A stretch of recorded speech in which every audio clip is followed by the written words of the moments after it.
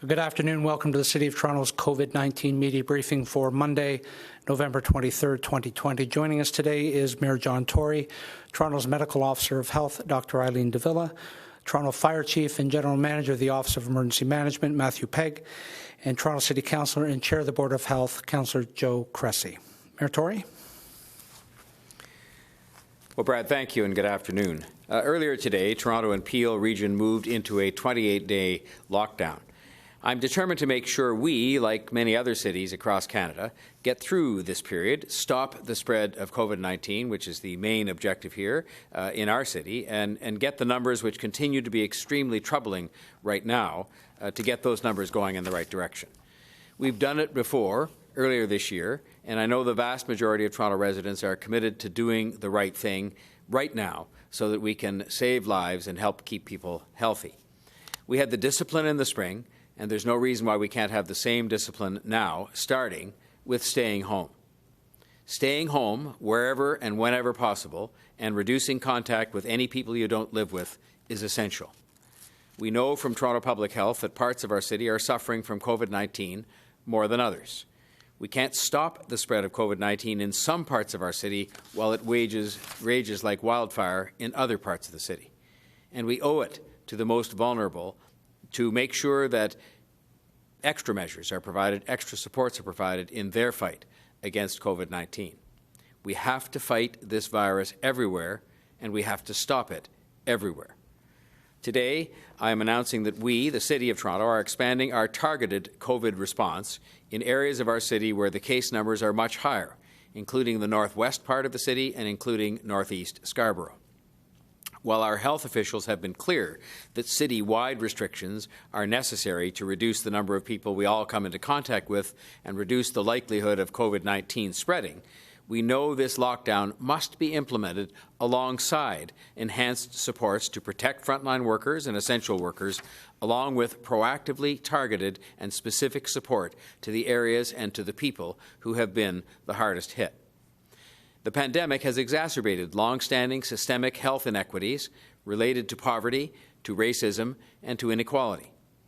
We know from Toronto Public Health that COVID-19 is spreading with extreme and disproportionate impact on Torontonians who are Indigenous, Black, or racialized, who are precariously employed, who live on a low income, who may often be living in multi-generational housing, or who experience challenges taking time from work when ill or taking that time to isolate from others. As we've discussed before, data demonstrates that COVID-19 hotspot neighbourhoods are experiencing significantly higher rates of COVID-19 transmission, lower testing rates, and higher positive rates for the virus compared to other neighbourhoods in Toronto. We are ramping up our TO supports plan to fix this.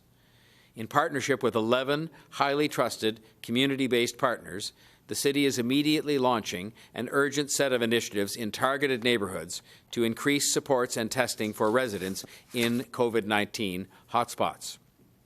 This is an all-hands-on-deck effort. Every part of the City government that we can mobilize is involved. These initiatives include a broader and more inclusive sharing of public health information, improving access to COVID-19 testing, and providing critical supports to individuals who test positively and to their families. To address lower testing rates, testing hesitancy, and improving access to testing in hotspot neighbourhoods, we're looking at expanding the number of provincial testing sites using even more city facilities and using buses or similar vehicles for more mobile testing, as well as to provide more transportation to testing sites and extending testing site hours. Yes, the City's ability to fully implement these initiatives is dependent on support and collaboration with provincial agencies, but we have been good partners with each other so far, and we are confident this cooperation will continue, as it must. We're also looking to intensify community outreach and engagement, including targeting outreach, case management, and providing support to help residents who face multiple barriers, such as food support, income services, and access to mental health support, to name a few. Providing relevant public education to residents and to employers, targeting food programs and mental health supports to those who are most in need, and For those who test positive and are unable to work due to mandatory isolation, we're looking to see measures implemented which will address the threat of eviction and improve access to emergency assistance. The City has been clear that the residential eviction ban in place earlier this year should continue, and we repeat that request to the provincial government again today. Beyond continuing our support as a city for residential eviction protection, we know that income supports and newcomer COVID-19 supports will help us to stop the spread of COVID-19. Right now, people are waking up. People in the City of Toronto are waking up with COVID-19 symptoms, going to work, and giving the virus to their co-workers. Why? Because they fear losing their jobs and or their paycheck, and they feel compelled to continue working without getting tested so they can put food on the table, and that is, they need to continue to work so that they can put food on the table and get that paycheck. We have to help them so that they can do the right thing, namely to get tested without fear of losing their job or their paycheck. All of the mayors and chairs from the entire Greater Toronto and Hamilton region met today, and they agreed on the paramount importance of ensuring that every resident of this region can get tested with confidence, including with the confidence that a positive test result will not result in them losing their job or their paycheck if they test positive and have to isolate for 14 days. Whatever the arrangements presently in place, they are either not adequate or not adequately understood, and this must be fixed. The federal and provincial governments have passed legislation to help people and businesses, but we need to make sure that people know how to access that support, and if more needs to be done, we need to work together to do it. I've had good discussions with ministers from both governments about this over the weekend and today, and I know they are committed to helping, and that includes helping with the new supports that I've outlined today. I will continue to urge employers to do the right thing to protect their employees and their city by making sure their employees know that they have the support of their employer and their governments and won't lose their job or their paycheck if they test positive for COVID-19 and have to isolate. It makes sense from a health perspective, and it makes sense from a business perspective to make sure that sick people don't feel they have to go to work. We're asking for support for these new initiatives, and just like with many other new measures, including the isolation site we opened earlier, I'm confident that support will come to help us all address this urgent situation. The required support was a key focus of my weekend discussions with the other governments, which have been good partners to date. And while we work on that support from the province and from the Government of Canada, City staff will begin implementing parts of the plan this week, including some of the education and outreach initiatives, food access, mental health support, engagement with community partners on their role in this plan, and the purchase of masks for distribution. I want to thank our City staff for developing this updated and enhanced plan quickly to help make sure that all of our neighbourhoods in all parts of our city can get back on track. All of this work is important, but we can only be successful if we make sure that there aren't other areas that are left unchecked where the virus can spread. An example of that is Black Friday coming up at the end of this week. I urge all retailers who are still open to avoid in-person Black Friday sales. You are open by order of the province, so residents can buy essentials. You are not open to cash in on Black Friday and in so doing create crowd scenes. We are in the midst of a pandemic and a lockdown. Now is not the time for pandemonium Black Friday shopping scenes. Black Friday sales online are fine, but please do not create a situation where people will gather in large and unnecessary and unhelpful numbers. And to Black Friday shoppers, please stay home and shop online, or use the curbside pickup option for some of these smaller independent retailers. Please give every consideration that you possibly can to supporting smaller, independent, local retailers, many of whom have an online presence and almost all of whom will have a curbside pickup permitted under the provincial lockdown measures. No deal, no TV, no clothing item, no video game is worth someone else getting or taking a risk on someone else getting COVID-19. During this lockdown, that remains our message to everyone. the simplest part of the message, every day, every hour of every day for the next 28 days. Please stay home whenever you possibly can. On that note, I'd like to invite Dr. Davila to provide her report for today. Thank you, Mayor Tory, and good afternoon. Today, I'm reporting 331 new cases of COVID-19.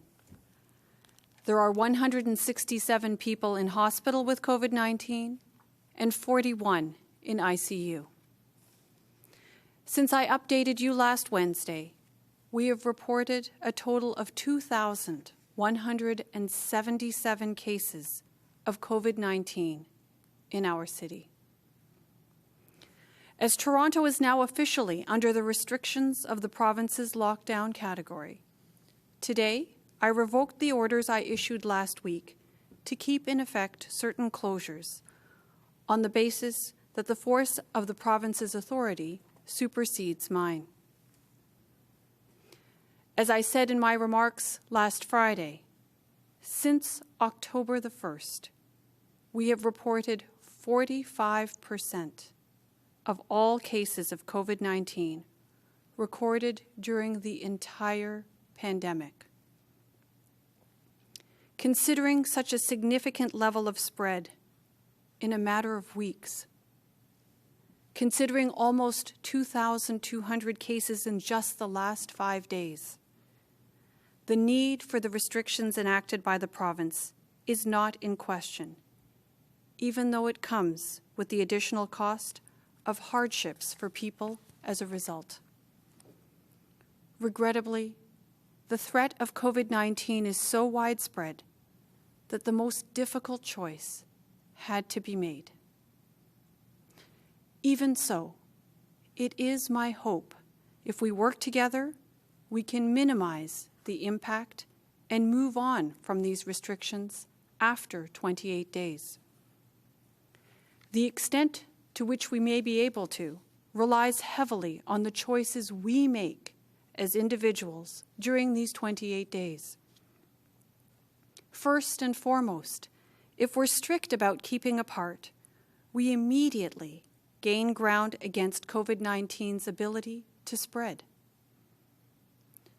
So whenever you can, in the next 28 days, choose to limit contact. Make that choice for your own protection in the short term and for the benefit of everybody in the long term. And do bear in mind that many people can't make that choice, as much as they probably want to, usually because of their jobs. And we need these people. We need them at the grocery store, and we need them at the pharmacy. We need them staffing our schools, and we need them more and more providing care in our hospitals. Wherever you see them at work, they're there because that's where we need them to be. So we owe it to them, those of us who can choose to keep apart more than others. We owe it to them to choose wisely and in ways that limit the risk for those who don't have the choice to keep apart and who may be at even greater risk of getting sick because of it. This is truer for some communities in Toronto than others, often on account of race or income or both, where our data finds the risk of infection can be double or more the risk for other residents in the city.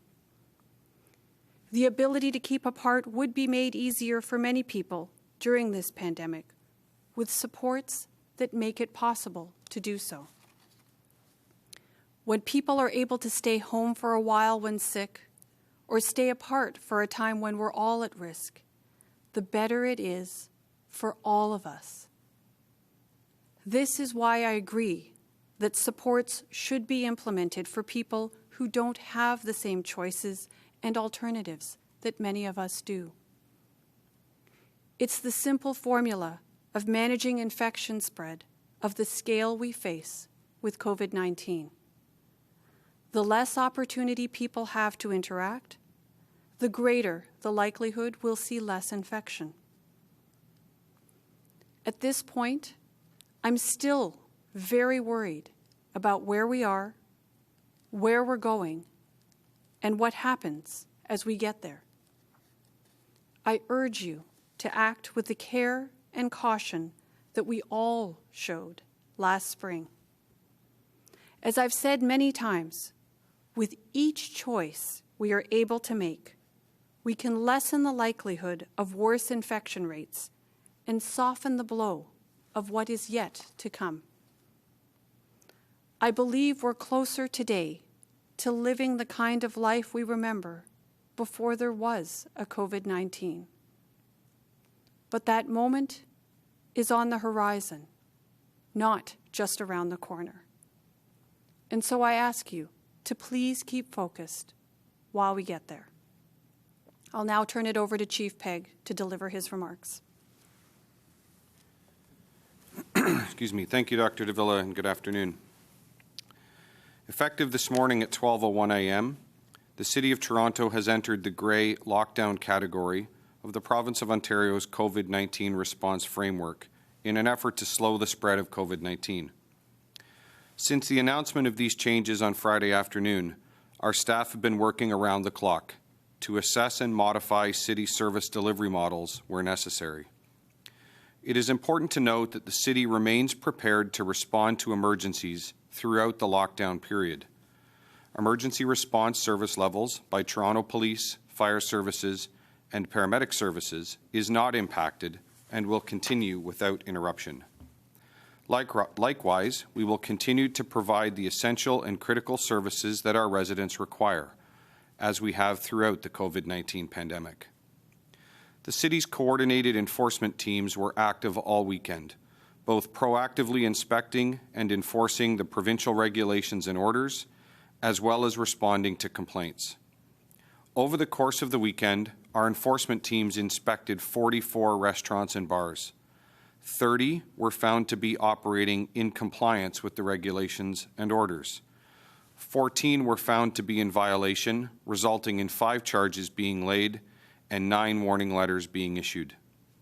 We inspected 23 hookah lounges and 65 flea market vendors, resulting in 4 warning letters being issued. Further, we inspected 113 personal service businesses, entertainment establishments, and gyms. I'm pleased to advise that each of these 113 businesses were found to be operating in compliance with the regulations and orders.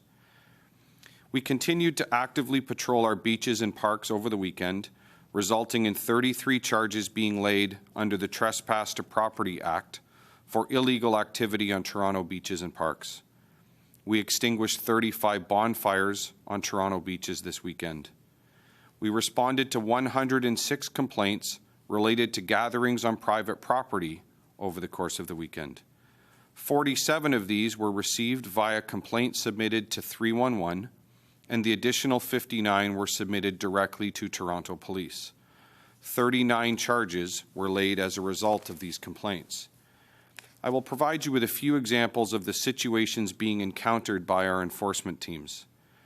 On Friday night, officers responded to a large gathering inside a storage unit on Trethewey Drive near Black Creek Drive.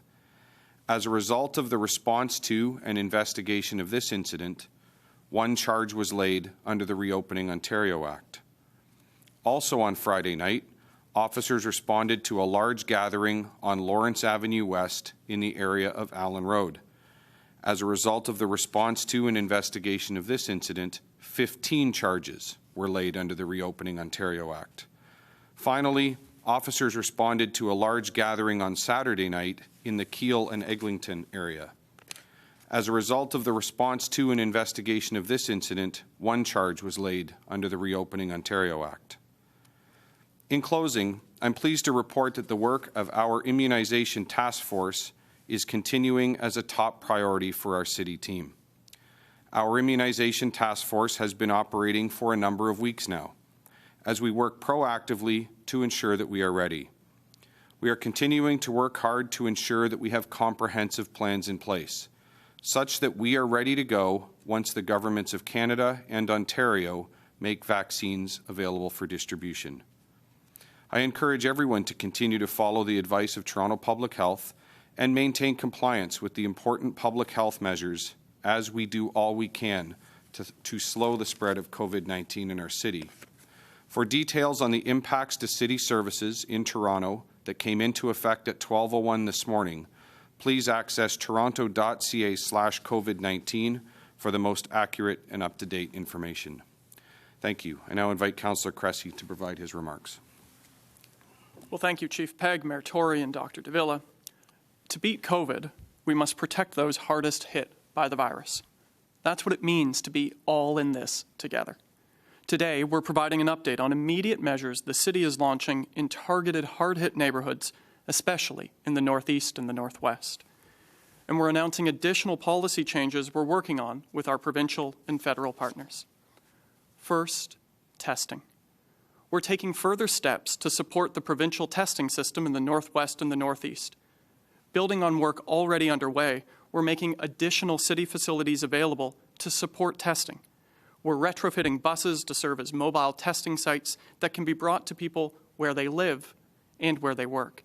We're also providing our fleet of vehicles to transport people to help them access testing. Second, addressing testing hesitancy. For many hard-hit communities, one of the biggest issues we're finding is that people are hesitant to get a test. And I have to tell you, it's understandable. For many residents, they're worried that a positive test result will mean staying home, which can mean lost income. It's an impossible choice. As a frontline worker, either go to work and risk contracting or spreading COVID, or get tested, stay home, and risk losing the money you need to pay your rent or feed your family. To help address testing hesitancy, we're rolling out an enhanced outreach program in hard-hit neighbourhoods, operated by trusted local community organizations. It's boots on the ground, or in this case, trusted local community outreach workers on the ground. They're going to be out in communities in the Northwest and the Northeast to support residents to get tested, to refer them and help them gain access to our voluntary isolation facility, and to help people get the wraparound health and income supports that they need. The third pillar here is income supports, eviction prevention, and sick days. If you can't afford to be away from work, you can't isolate. That's why paid sick leave is so important. If you're worried that a positive test result will result in lost income and the inability to pay your rent, you're less likely to get tested. That's why an eviction moratorium is so important. And while lockdown measures mean working from home for some, that's not the case for many, especially frontline workers. In the first wave, we saw that lockdown measures resulted in reduced household income. That's why enhanced emergency income supports are so important. Listen, I know this is a challenging time for everyone, especially those in our city who were already struggling before this pandemic. In the first wave, our collective efforts and sacrifice worked. Together, we flattened the curve, and we saved lives. But it came with a heavy cost, and too many Torontonians bore the brunt of it. We simply cannot, we must not, let that happen. That's why these enhanced measures and our city's Equity Action Plan is so important. In Toronto, we talk about being all in this together. It's not a slogan, it is our commitment. And in order to beat COVID, we must truly be all in this together. I'll now turn the floor back over to Brad Ross for questions. Thank you, Councillor. Before we go to questions, there are a number of staff on the line for any detailed questions you may have, including staff from social development, from shelters, from bylaw enforcement, children's services, parks, Toronto Police, long-term care and transportation. First question is to Brian Passafume from the Toronto Sun. Reminder to please unmute yourselves. We cannot do that on this end. Brian, go ahead. Good afternoon, everybody. Hope you had a great weekend. Question, with the province putting Toronto under another lockdown, with already struggling businesses having to rely on curbside pickup to keep from going bankrupt, can someone explain the decision-making process behind reinstating rush hour parking enforcement in the city? Well, I'll just say it's part of a broader consideration that is being given to the issue. The police had indicated their intention to restore rush hour traffic enforcement in terms of people parking in lanes of traffic during rush hour because the traffic levels through the month of November were actually coming back up much closer to normal. But what we have now asked them and the Transportation Services Department for the city to undertake is an examination of what we need to do in order to accommodate the curbside pickup option, as we did in the spring. And so we haven't got the results of that request that I made as yet, but I expect we'll have it in the next day or two.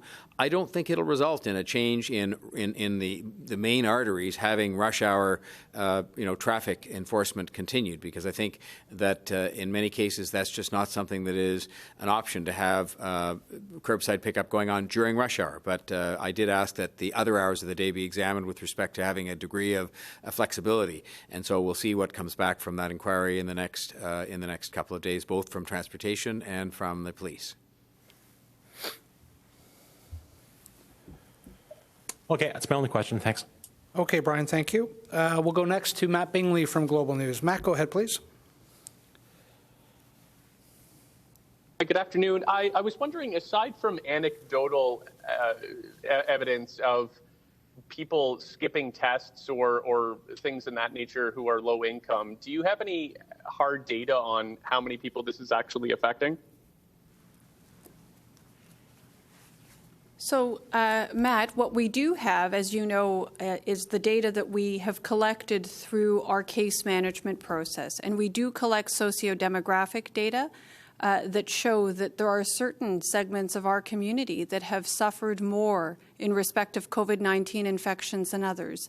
I mentioned in my remarks a little bit about racialized groups and how much more COVID-19 infection they've suffered than non-racialized groups. The same can be said for lower income households as well. And we know as well from our data, as you look on our website and see the data that we have available for the public to view, that there are neighborhoods as well that have suffered more by way of COVID-19 infection. And we can also see through that website that there are certain segments of our population, certain neighborhoods throughout the city, where there just has not been as much testing uptake as we would like to see.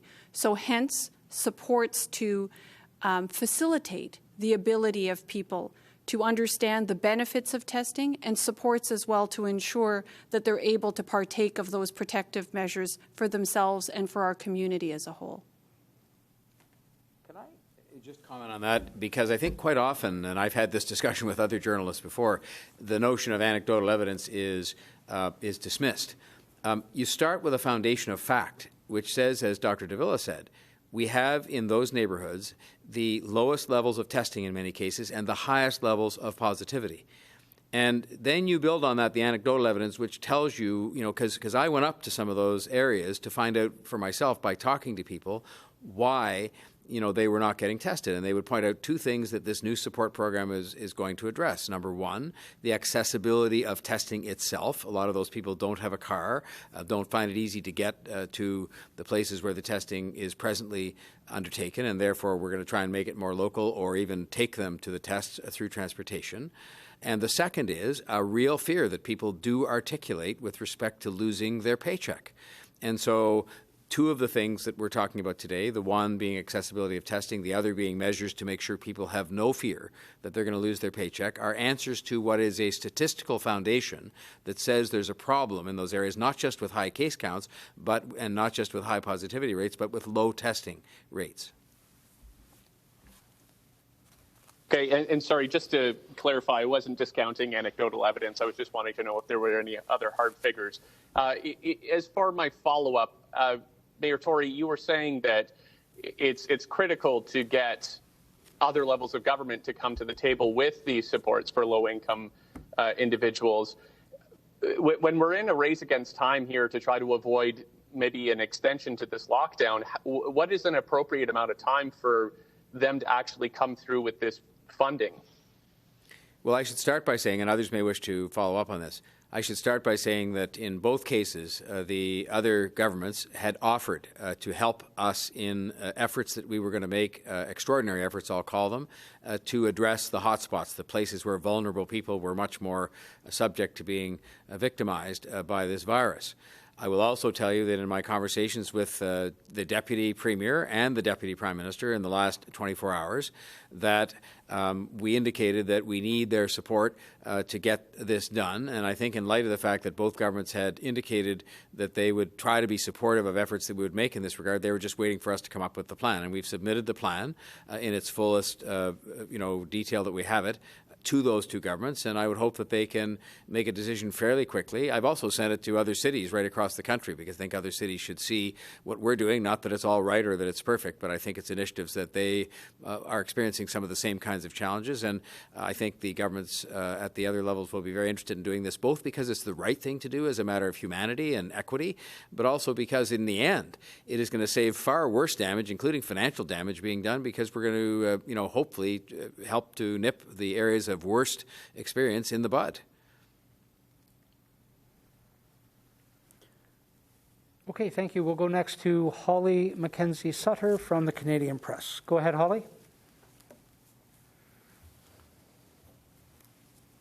Hi, just wondering about the kind of encouragement that people do curbside pickup and order online, but for people that don't have phones or internet, it's not really an option. So we're wondering, is there a sense that these restrictions, especially on businesses, are more punitive to the most economically disadvantaged people in the community? Well, I can start is as part of the city's comprehensive response. One piece is on access to digital devices and Wi-Fi. We know that for many Torontonians, especially low-income Torontonians, access to digital devices right now is not only necessary in able to access essential products and services, but also to access mental health resources and supports, to access other social service supports they may need. And so it's on that basis that the city's Wi-Fi and free Wi-Fi program has been rolled out not just in public libraries, but in targeted buildings, in low-income buildings and public housing buildings throughout the city to support just that. I will only add to that, the digital divide is an issue that's going to go far beyond this pandemic in terms of being something that we have to address in order to give all Torontonians equal access to opportunity. Equal access to education and information. Think of the even more profound implications then beyond curbside shopping and online shopping that I would say exist with respect to some of the kids who are trying to do their learning online. Where they've made that choice and where they don't have proper access to the internet through a device or just even the internet service itself. I'm told that unless you have a certain quality of internet, you really can't have that experience properly. And so that's got to be of real concern to us. And I think that, that's something we're going to have to continue to work on with the other governments as we emerge out of the pandemic, because it's an issue that goes far beyond the short-term shopping opportunities for people.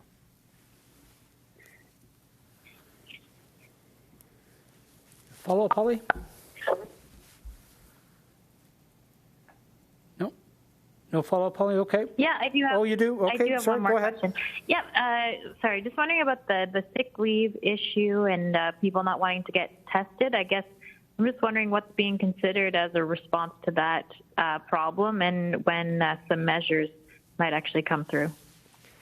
Can I start on that, and others may wish to add?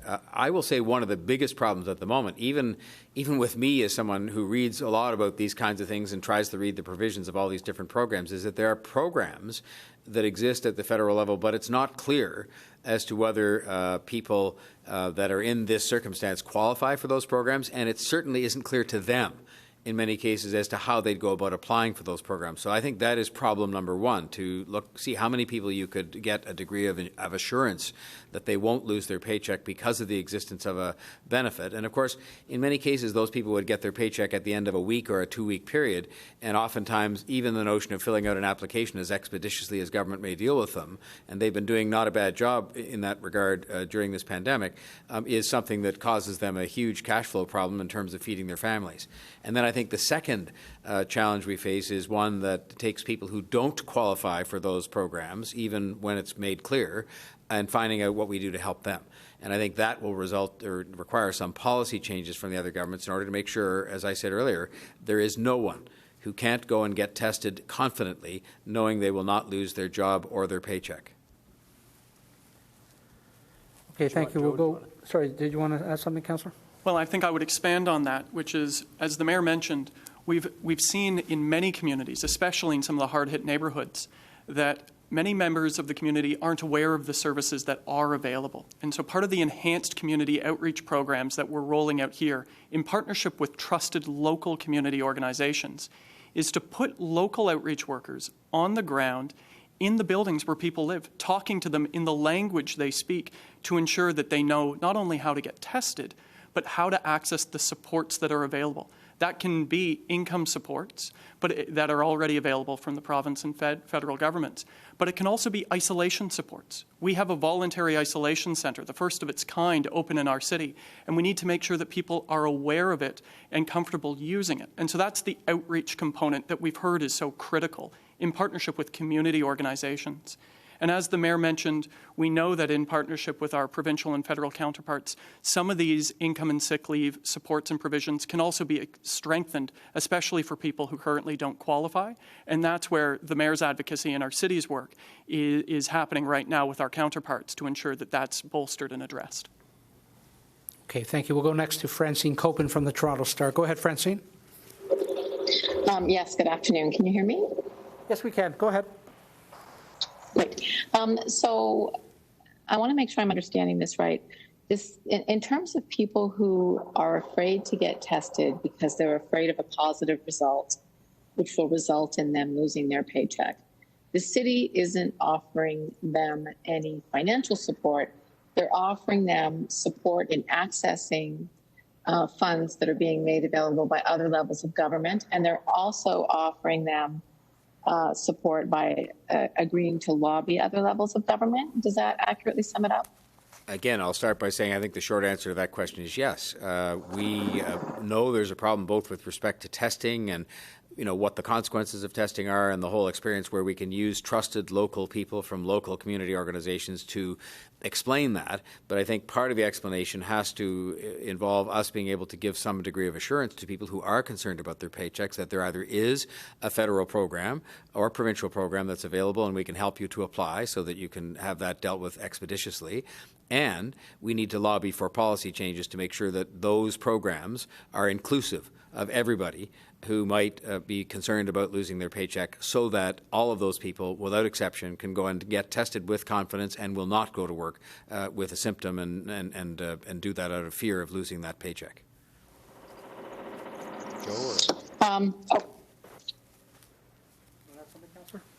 No, I think, as the Mayor said, we know in certain neighbourhoods that testing rates are low and positive rates are high. And we see that in the data. We also know in the data that low-income Torontonians have been disproportionately affected by COVID, and we know that low-income Torontonians have been disproportionately affected and lost income during lockdowns. And you take all of that data together, combined with the experience we're hearing on the ground from community organizations, and you realize that a bolstered outreach program is critical to support residents to get tested, to help ensure that they can isolate safely and refer them to our facilities, and to help them access the supports that are available. And where they're not available currently, we're working with the provincial and federal governments to ensure they're made available. I have a second question. Go ahead, Francine. Dr. Davila. Is it still possible that we'll be able to celebrate Christmas with family members from outside our homes? Sorry, Francine. Just repeat that, Francine. You're just breaking up a bit there. Yes, I'm very sorry. Is it possible that we will still be able to celebrate Christmas with family members from outside our home? So, Francine, I think that we have to see what the next 28 days holds for us. And I think what the next 28 days holds for us rests to a great extent in our own hands. We do need people to make good choices around limiting their interactions with others, so that at some point in the future we can once again interact with people beyond those in our household. But for now, I think the focus is on doing the right thing at this point in time, which is limiting interactions, staying home as much as possible for those for whom that is a possibility and where that choice can be made, so that those who can't make that choice, given the nature of their work or given the nature of their circumstances, can continue to do necessary work to best serve our community. And I think that's how we move together and have progress together as a community in the circumstances that we're in right now. Okay, thank you. We'll go next to Jenny Ewan from the Toronto Sun. Go ahead, Jenny. Hi there. This one is for Mayor Tory or Dr. Davila, if you want to chime in. We were given a photo of the city limit sign. So it says, welcome to Toronto, and then underneath there's another sign that says Ontario's capital. And somebody has actually added another sign underneath that reads, in overdose deaths. So Mayor Tory, I just want to get your reaction to the sign and the spotlight on Toronto's opioid crisis. And we've also seen a number of fentanyl-related deaths in Cabbagetown recently. So I'm wondering if either of you are concerned about another spike in the second lockdown. I have repeatedly expressed my deep concern, as I do again today, about this. I think it has been something that the spotlight has not been on the way it should in the context of the tragic and preventable loss of life we've seen on a scale that is beyond almost anything else except perhaps COVID-19 itself in terms of taking lives in the city. And I think we have a significant harm reduction program that is being implemented by Toronto Public Health and by the city government as a whole, but there's more that needs to be done, and we need more support, especially through the provincial healthcare system. I've repeatedly said that I think both the supports for those with mental illness and those with substance use issues in their lives is wholly inadequate, and that we need to be, redoubling our efforts in that regard in order to stop this kind of thing from happening. So I think, while this isn't necessarily the single best way to draw attention to this, it is something that's got us talking about it. And I think the more we talk about it, the more we advocate for greater action on the part of all governments and working with the nonprofit partners, the better. So if I can just follow that up, I would agree with the Mayor that this is an issue that absolutely demands our attention. And that's why, my team and I brought a report to the Board of Health in respect of what kinds of steps are needed. And we certainly heard a great deal of support from our Board of Health around moving forward on recommendations and evidence-informed actions to address that crisis in health in our city. There's no question COVID-19 has been an almost all-consuming challenge for us to deal with, but that doesn't mean that we're not paying attention to other challenges, the opioid overdose crisis in our city being a key one amongst them. We are very cognizant of the fact that COVID-19 has exacerbated many of the challenges and the drivers moving forward and that are propelling opioid overdose deaths in our city. So we continue to advance our overdose action plan, and we are certainly advocating at the other levels of government, the provincial level of government, the federal government, to do more, to work with us to do more to address that very, very important health issue. Great. Thank you very much. Just for your information, those signs have been addressed by staff and have been corrected, so thank you. We'll go last question. Final question is to Dave Ryder from the Toronto Star. Dave, go ahead. Hi, all. First question for whoever wants to handle it, and that's York Region politicians asked to not be locked down, and the provincial government concurred. We have seen Torontonians get infected in York, primarily at weddings, and then come home and infect other people here. And York Region COVID levels today are on the rise, or seem to be. How concerned are you, or are you concerned that one part of the GTA that is a hotspot is not locked down and that there's movement back and forth? Well, perhaps I can start off with that, David. I would suggest that, of course, we're concerned when we see levels of COVID-19 activity increase in any part, certainly in Toronto for sure, but we would, of course, be concerned about increases in activity in the jurisdictions around us. And I think it speaks again to that very, very important choice that sits in front of all of us, right? For those of us who actually have that opportunity to make that choice, to limit our interactions as much as possible with those with whom we don't live, right? This is what we can all do to contribute. If we don't have to do something, and if we don't have to do something in person, we are really asking everyone, whether you're a resident of Toronto, resident of York, it doesn't matter. In this province, there's a lot of mobility, and we are all connected in many, many ways, shapes, and forms. So it does come down to each and every one of us making good choices, staying focused on the fact that we can get there. We've done this before. We have shown that we can limit our interactions and reduce virus spread. And I would just ask everybody, residents of Toronto or otherwise, to continue to try to make those good choices, to limit their interactions to the greatest extent possible, to stay home as much as possible so we can get beyond this chapter and put COVID-19 behind us. Can I just add to that? I thought it was interesting and telling in a positive way that the mayors and chairs today, including those that are not subject to the lockdown, specifically agreed unanimously to discourage people from interregional travel, because some of them could have stood to benefit from that in the context of their merchants being able to make sales to people from Toronto who were in a lockdown, but they understood it's better to follow the advice, which is to stay home. And even if you decide, as a small exception to staying home, to do the curbside pickup, where you've made the purchase online and go to pick it up, you're staying in your own car, you're shopping local and supporting people who are in our own local city of Toronto, and you're not coming into contact with other people. And so, but the mayors and chairs were unanimous in saying that people should avoid this interregional travel, and I think they were unanimous as well in saying that the most fundamental piece of advice we have offered, all of us together, collectively, repeatedly, is please stay home. Please stay home.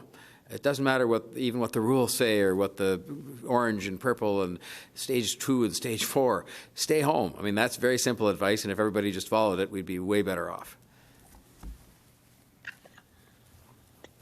Thank you. And just following on that exact topic, last time there was a lockdown and it did flatten the curve, people didn't know much about the virus. There was a lot of fear. You know, people didn't know if they could get it off surfaces, and maybe people reacted in that way by not socializing.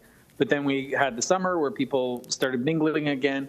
My question is, what if we can't get the toothpaste back in the tube? What if socializing continues? Do you have any other tool in your toolbox? Because otherwise it sounds like all this economic pain will not have done the trick.